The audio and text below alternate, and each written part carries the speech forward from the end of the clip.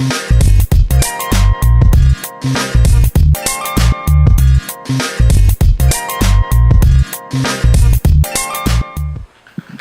Hip Hop Weekly All Access. This is your girl Brianna, and we are here live with Swift. Yeah.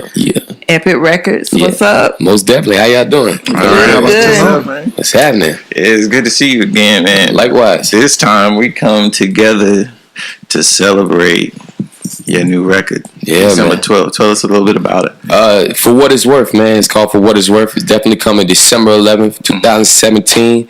I'm just super excited, man. You know, it's been a long time. I haven't really put out a project since I dropped Pull Up. Yeah. And so, well, actually, I dropped one project. It's only been one project since I dropped Pull Up. Yeah. So, it's my second one since, man. I'm just excited. I got a bunch of new sounds and just textures to it. So, I'm excited, man.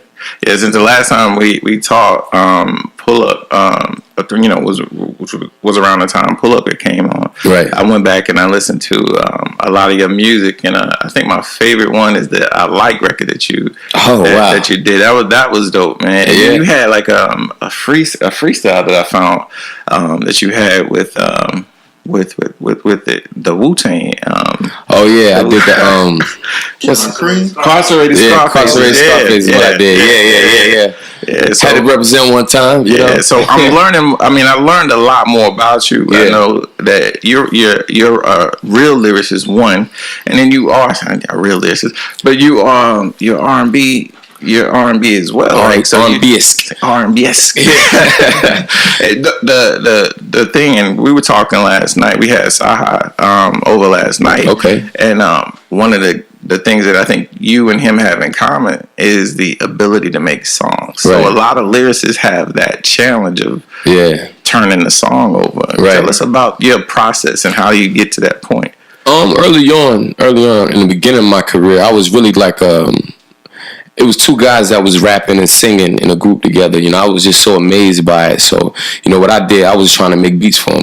Before I got involved with it, really. So from there, it kind of spun to me trying to make a hook and a beat. You know what I'm saying? So I kind of learned the format of songwriting very early on. You know what I'm saying? And just through my experiences, you know, I was signed with Akon, who was a pop phenomenon, you know what I'm saying? So that gave me different insight on just songwriting and, you know, just a different level of working, you know what I mean? So it's just been an ongoing process for me, and I really spent time on, you know, trying to learn that aspect of it and just not 16s all day, you know what I mean?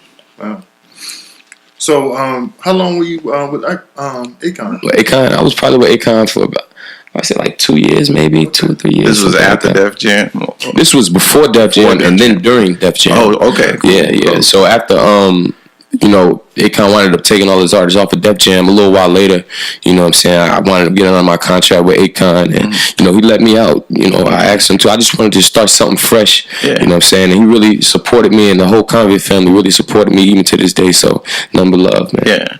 So those relationships, it's cool, man, that you have these great relationships with Chubby, Akon, and Nando. Right. Rest in peace, Nando. Rest in peace, Nando. How did all of that come about? I mean, I've been in Atlanta for 20 years. Yeah. You're covering more ground than I am. I'm trying, man. You there, man? I'm trying to catch up to you, man.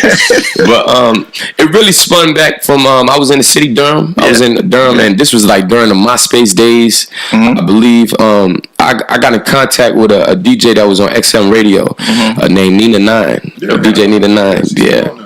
Yeah, okay. Her, it was Miss Kitty and Leo G. Yeah, Raw 66. They dropped them from XM. Yeah. Independent, but they still hitting though. For sure, man. So I was actually able to get in contact with her, and she started playing my music. I was at the time the only unsigned artist that was in regular rotation up there. So everybody was hearing it. DJ Nando, actually, he's a DJ, so he's hip to what's going on. He bumped that XM all day, so he heard me through there, man, and he contacted me.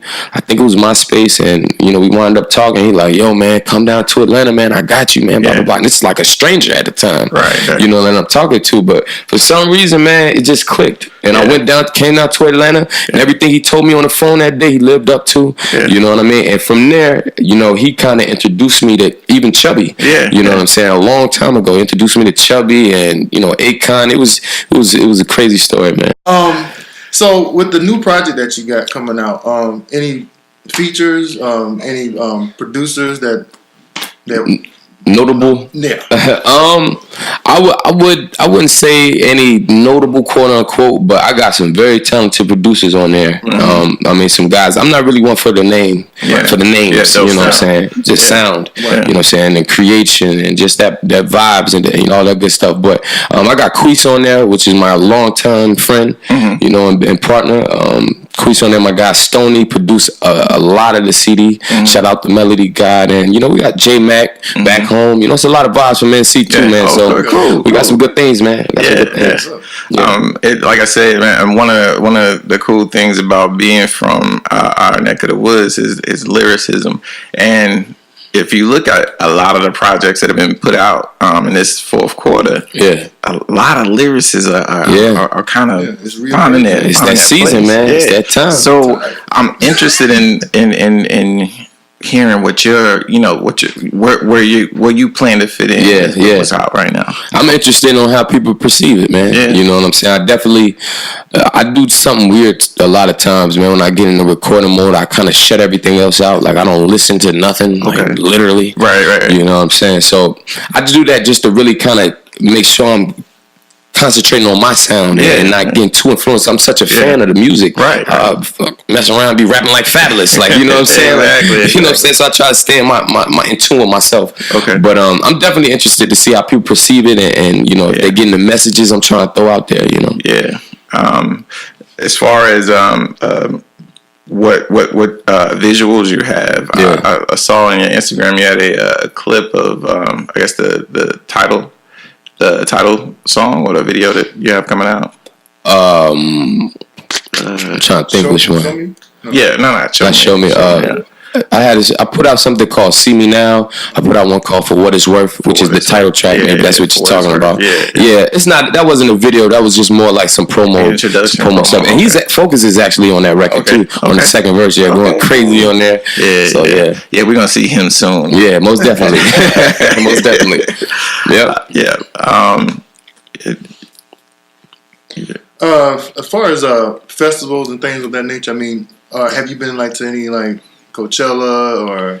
Nah, man, not yet, man. Y'all gonna know when I get to Coachella. Definitely. But I mean, are you interested in For sure. It's just it's a work in progress for me. You know, just I guess the reason why I asked, I noticed a lot of new coming artists when I see them at the festival, it's almost like they're going to school. A3C, type of situation. I mean, beyond. I mean, you got A3C, but I mean, just all the other festivals, that they have. It's like you get to talk and you get to see how the crowd reacts. Right. And just the fan base that you gain from the festivals, I think is just amazing. Yeah, it's important. I'm definitely looking forward in the new year to definitely getting on some real festivals and taking my brand to the next level for sure. Yeah, Coachella, that'll be beautiful, man. That'll be beautiful.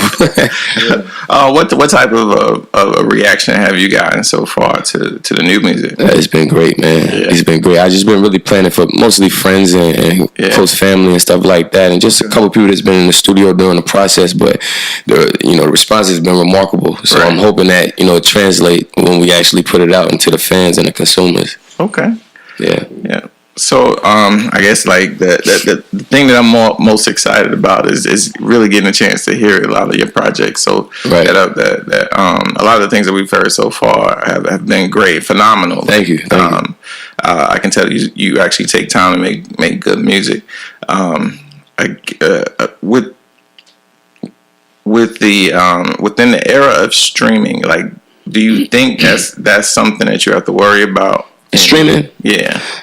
You know what's so weird about that? I think it really is a beautiful thing at this point for the artists, because it's different outlets for us to really receive income and kind of just get our stuff out there. Because the game's different. You're not necessarily moving the actual physical CDs the same. Exactly. Yeah. Which for me is a sad thing though, man. Because I was always hoping when I was a kid, I would be, able to put out an album with the book, and then people still looking through the booklets and all of that stuff. That was man, I missed that about the game, man. But streaming is definitely it's forward. You know what I'm saying? It's just moving forward. The culture's moving forward. Things are always changing, and I just glad to be a part of it and got to get in where I fit in. You know what I mean? It definitely makes the competition a little bit tighter in some ways, because I feel like with streaming, the list that you put out, not the list you put out, the one we was going, but they were like DJ booth. So I'm looking at the list and I'm seeing these people is in the top 10. I don't even know. Yeah, but what apparently somebody knows. I got Spotify right on my phone, and I go check it out, and I'm like, it's okay, but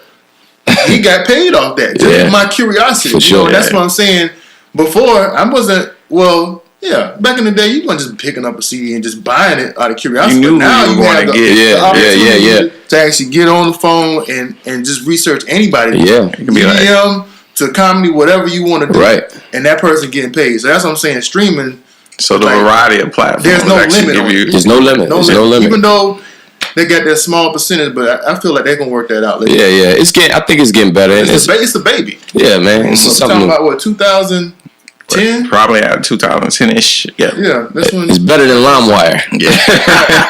Well, nobody nobody get no money off of LimeWire, so it's better than that. off. Yeah. Yeah, for real, man. So the relationship with Epic is still strong. Yeah, absolutely. They're pushing it Absolutely. really good. Yeah. Are you planning to do any touring? Yeah, man, 2018, definitely looking to tour. That's why it was so imperative that I get this project out, though, too, because I know a lot of people, they haven't heard much of Swift. You know what I'm saying? Right. The people that's followed my career up to this point, they understand what I'm doing. That's what I tell people. Like, when people talk about who's dope and then it's definitely you in the top 5, right? Yeah, well, definitely. Thankful of that, for sure. That song got a bunch of airplay. See, I just would hear it. Never saw a video. Yeah. I just would get in the morning, hear the song. I'm like, man, the show they were playing it. Was dope too. Yeah. You know what I'm saying? So, and I noticed what's that song we just listened to?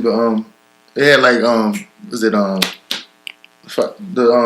I Like or the show? Yeah, the I Like. Yeah, just the guy vibe. Oh, the guy vibe. Yeah. You know what I'm saying? That's just That's my whole vibe, man. I just love that sound. Like, you know what I mean? Ain't too many people doing that. I noticed Nick did it a little bit, but ain't too many people doing that. And I mean, that just lets me know, like, wow, the 90s is like old school music kind of now. It's crazy. Still, it's fire. Though. Yeah, man. It is, and especially when you go back to those types of songs, like the records that we spent time with. Yeah. And then you kind of So I got a record on a new project called It's Written. It's Written. Yeah, and I sampled and flipped the It's Written joint by the Rude Boys. Okay. All right. So was it? I think that was it. It's Written. Low Big Face.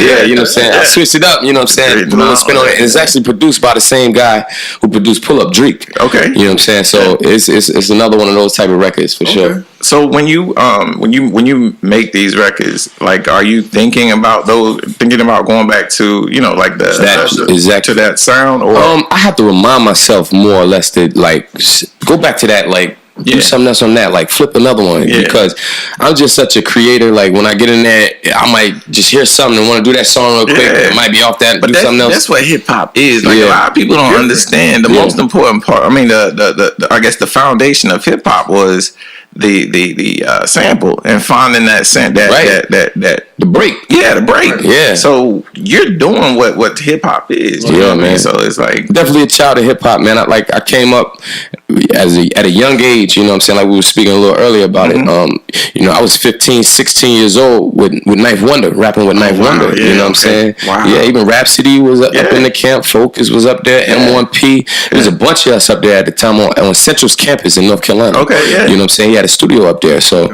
I mean, that's my origins. You know, the boom bap rap. We just love that in North Carolina. You know what I'm saying? The soul. Elzhi around there too. Elzhi. Yeah, it was all that stuff around that time. Little Brother, you know what I mean? We just loved it. It was a little after. It was a little after what they was doing. When they kind of broke up a little bit. But it was still so impactful to all of us. You know what I mean? Yeah. And just the sound period. Mr. Freeze Records, was that still? Because that's what we used to do. What you said? Freeze Records. Mr. Freeze, like I forgot it was like Chapel Hill Boulevard. Okay. Back in the day. Okay. So that's what we used to hang out at.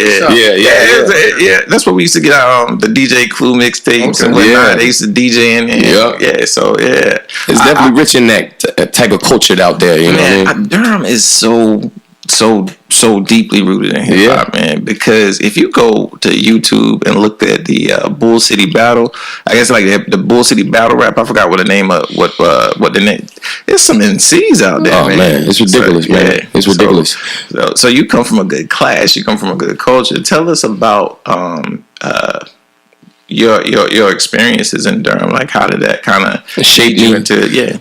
It really shaped me a lot, man, to be honest with you, because a lot of people that don't know, like, just growing up in Durham is a place where you know, for not being able to say it better, I just got it. It's like it's funny because you got Duke on one side, and then you got hood. That's what I'm getting to. It's like a melting pot almost. Like if you grow out, you growing up, just being out there. Period. You gonna be around. You gonna have friends that's crazy. That's gonna shoot something up. You gonna have friends that's in the books. You gonna have smart. It's just diverse. You know, it's very diverse in the culture, and you know, so that really shaped me as a person and as a man. As I can get in here and I can deal with this type of person. I can kick it. I can go kick it with this type of person. I can go. You know what I'm saying? So I took that and I try to implement that in my music a lot. You know what I mean? Just so everybody can vibe to it and like it. You know what I'm saying? Definitely.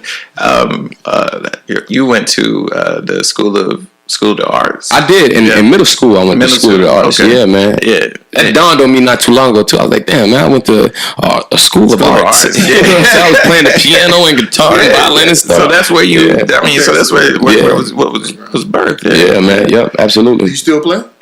Nah, man. You know, and I'm mad at my parents too, because they always told me when I was little, man, you gonna wish you had kept going. We should make you do it. They should have. Like, why you ain't? You know what I'm saying? I wish I had the skills, man. I'm gonna go back on it though. I was just telling my boy the other day, like, I'm gonna go buy a keyboard or something, man. I gotta get back into the music, creating the beats and stuff like that. Benjamin, he started out just on a microphone, and he ended up playing 7 instruments. Who did? Andre B. Oh yeah, Andre. Yeah, wow. He never played anything until he made it, and once he made it, he just was interested in everything. That's how I am, man. I really want to get a hold of them strings and the guitar, all that stuff, man. I really do. So what does the future hold for Swift? Like, what are you anticipating? Man, I'm anticipating success, man. Of course. You've already did. It's just, it's just we got to get the world on. Absolutely. I just plan to work hard, though, man. Just work hard, really keep my head down, and just put the work in. You know, this project is going to be followed up by a bunch of other projects in 2018. A bunch of different visuals, and you know, just keep continuing to do myself a favor of just consistency. Yeah. You know what I'm saying? Putting out good stuff for the people to vibe to, man. That's really what I want to do. Yeah. And I've seen, like, I don't know if this is a niche, because I only heard really 2 songs. Well, 3 songs, I guess I would say. But the 2 that I heard had the 90s vibe. Is that going to be something that you're going to kind of foster? Build on. Actually, the 90 Baby, I got this tattoo when I was probably like 17, 18 maybe. So that's been my thing for quite some time. Like, I'm the 90s. I always thought I was like the golden years of hip-hop and soul sound and stuff. Like, so it was the time, like, you embody what the 90s was, because it was the time when, like, your Mary J. Blige, your hip hop was Lauryn Hill. It was hip hop and R&B together. Unity. Today it's just, you know, it's different. Not to say that it's bad. It's just different. It's like everybody's hip hop. Even if you R&B, you hip hop. And that's what I was gonna ask you next, as far as with the, I'm gonna say, saturation of the singer rapper, knowing we already got part of the formula together, that you got a little different with the 90s flavor. What else do you feel like you would do to set yourself apart, or are you even worried about? I'm at a point in my life now, I want to be a man, correct certain things, you know, dealing with my son's mother and that relationship, and maybe having to deal with her having another man around my son now. Like, just different things, and just my perspective on it, you know what I mean? Yeah, I think as a younger person, that kind of opens the door for maybe like the younger generation to kind of I think Jay opened the door for you guys to kind of like show us, okay, well, I understand what it's like being 47, a man of 47, but look, I'm 27 or whatnot, and this is what I'm going through. Right. And it's, you know, you don't get a lot of that. It's a lot of braggadocio. Not to say that there's anything wrong with that. It's a pocket for everything. Yeah, absolutely. You got to talk your talk. Exactly. You know what I mean? But sometimes, you know, you need to get to the people, talk to their hearts. So I'm interested in checking that out. Yeah, man. But vulnerability sells records, though. Absolutely. I mean, you look definitely at Tupac, sells. and if you look at Biggie, everybody talks about the lyricism and, you know, as far as how Pac wrote. But if I look at across the board, it was the vulnerability of showing people. Absolutely. Even when I look at Kanye West, and I meant to say that yesterday, I ain't saying anything, I'm say it now, is that when he put out the Beautiful Dark Secret, Beautiful Dark Twisted Fantasy. But you know what I was talking about. But anyway, that was a classic too. Right. When he put it out, though, he put it out with a full, like, almost like a movie or short. You know, and that just made me connect to it even more. So I'm like, That, to me, that's the form. Well, we gotta get Epic Records to unlock those budgets, right? So we need them Cali keys. You were talking about, having the diss and all. It just, like you said, it changes. So what are we trying to do? We're trying to still get the touchy feeling. Like, how do I attract people with this new technology? Well, they're streaming. They're not just streaming music. They're streaming video. Right. They're streaming podcasts and all that stuff. So just to embrace all of it, And for me, honestly, man, that was just embracing the whole new era of the social media and all these different ways to get your music out. It was really a learning curve for me. I'm only 27. You know what I'm saying? But I guess how I came up in the rap game and just the music, it was different. It was still more. We was selling that brick and mortar. Yeah, we was selling our CDs at the gas station. Like, you know what I mean? After the show, y'all exactly. me my CD. Exactly, man. Sometimes I would just be scratching my head like, how am I gonna really get this to people? It's all up in the cloud. Everything is up in the cloud. It's up in the cloud, man. But it's definitely something, if you embrace and you figure it out, you unlock it. It can be very useful. Yeah, back to what Dion was saying about that. It's the DJ booth list. They got the top 50. DJ, when you get a chance, just check it out. Okay. It's a lot of artists on there that they have ranked. Like we were looking at Saha the Prince, and he was ranked 40, and we was like 40. You know what I'm saying? That was a good record. You know what I mean? And then they had like Crit at 15, and you go up there and you run across what's the guy, John Wayne. It was like 9. But they figured out how the internet works. Yeah, they figured it out, man. That's my hats off to him, man. Because honestly, like that's a thing you really got to be. I think you're doing the right thing, because every time I go to Instagram, you got something on there. Yeah, man. I'm learning, man. I'm definitely learning. I'm trying to get better. Yeah, for sure. Well, man, I don't want to hold you up too much, man. Every time I speak to you, it's a joy, man. Because it's like, likewise. I'm seeing somebody from my hometown come up, and then you're gonna explode. I'm guaranteeing you're gonna explode. This record, December 12th. Tell them. December 11th. I'm sorry. What? That's it. It's all good. Y'all can get it December 12th. You will be number 1. December 11th, man. For What Is Worth, coming soon. Y'all make sure y'all check that out. Hip Hop Weekly. I love y'all. Thank y'all again for always having me, man. Yeah, definitely. Man, I definitely want to come back up here sometime. We could chat up about after they come out. That's exactly what we want to do, man. We want to keep this going, man. Because I want to see you prosper, dude. Man, like, thank you, man. Thank you. When you're a millionaire, you can be like, I remember Zay. There's my people right there. Word up, man. Yeah, well, I appreciate it. All right, man. Appreciate it. All right, thanks. All right, you can do just another drop. Okay. Just tell everybody who you are. My album is dropping on December 11th. The name of it. Pick it up. Okay. Let them know where it is. Social media. Right now. You got a single out right now. It's called Show Me. Yeah, with Quavo. Yeah, but it's gonna be a new single I'm dropping like top of the year though. Okay. Yeah. Yo, what's up, man? It's your boy Swift. I'm definitely in here in the building, kicking it with my people from Hip Hop Weekly. Y'all make sure y'all stay tuned in for What Is Worth, December 11th. You can get it on all social platforms. We lit, baby. Swiffer.